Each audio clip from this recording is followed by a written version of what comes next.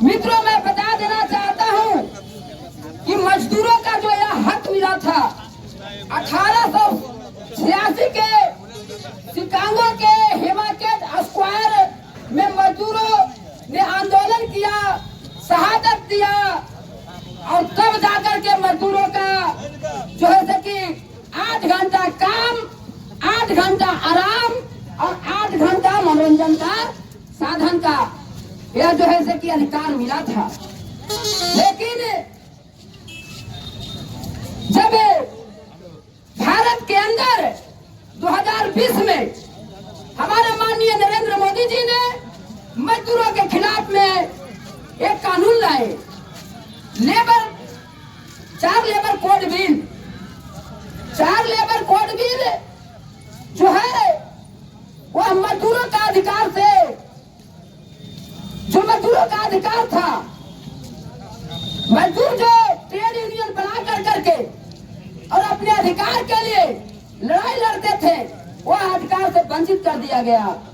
जो मजदूर जब कहीं मजदूरी करते थे और वो जब मालिक उन्हें मजदूरी नहीं देता था तो लेबर इंस्पेक्टर के यहाँ जाकर करके मजदूर लोग अपना कंप्लेन करते थे। उस कानून को भी नरेंद्र मोदी ने हटाने का काम किया। यानी कई जो हमारे 2014 के पहले की जो कानून था, 2013 में हमारे जो संशोधन करके मजदूरों के लिए उस समय का प्रधानमंत्री जो मनमोहन सिंह जी ने मजदूरों के हक में जो कानून बनाए थे, वो सारी कानूनों को नरेंद्र मोदी जी की सरकार बनते 2020 में संशोधन कानून ला करके मजदूरों का अधिकार को हनन करने का काम किया गया।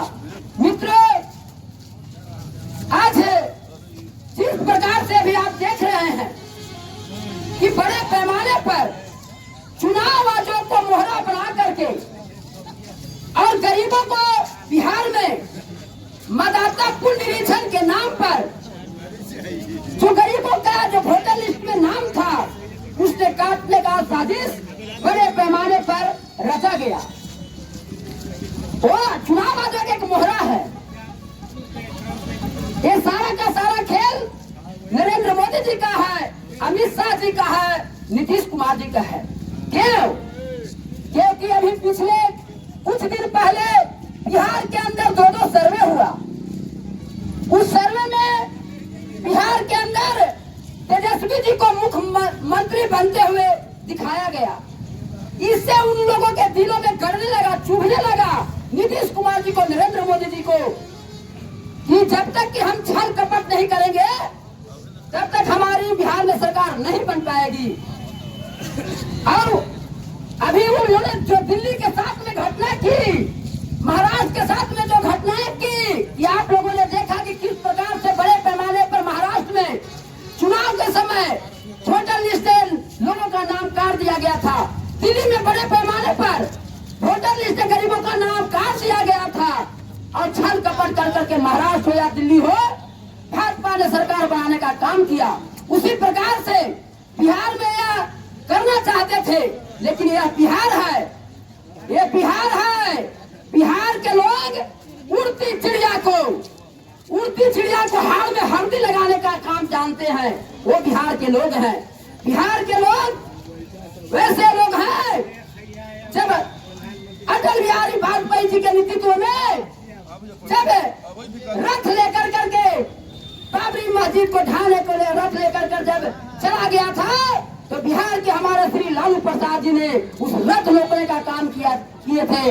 वो बिहार के लाल हैं। बिहार वीरों का धरती रहा है, चाहे वह वीर कुंवर सिंह हो, चाहे जगदीश मास्टर हो, जगदेव प्रसाद हो, दशरथ मांझी हो, रामस्वरूप वर्मा हो, या हमारे रामाश्रय यादव हो। ये बिहार उन वीरों का धरती है कि जब जब बिहार के अंदर किसी ने आंख उठाने का काम किया है तो उस आंख को भी काटने के लिए हमारे जगदेव प्रसाद ने आगे बढ़कर काम किए थे, लालू जी ने आगे बढ़कर के काम किए थे। वो बिहार वीरों का धरती रहा है। मित्रों, मैं बता देना चाहता हूं कि आपने देखा था 2014 2014 के पहले किस प्रकार से भारत के प्रधानमंत्री जो उस समय गुजरात के मुख्यमंत्री हुआ करते थे, 2014 के पहले इतना ने प्रोपगंडा उड़ाए जिसका कोई गिनती नहीं है। कांग्रेस पर इतना ने उछाला करते थे जिसका कोई गिनती नहीं है। और उन्होंने कहा था कि जो बेच रहा है भारत को, जो बेच रहा है भारत को, मैं चैन से कैसे सो सकता, सो सद मुझे इस नीति को मैं देश नहीं बिकने दूंगा, मैं देश नहीं झुकने देना दूंगा। मैं नरेंद्र मोदी जी से पूछना चाहता हूँ इस धरना के माध्यम से कि भारत के रेल तेल किसने बेचने का काम किया, भारत को विदेशों में मान सम्मान को झुकाने का किसने काम किया, यह मैं नरेंद्र मोदी जी से आज पूछना चाहता हूँ।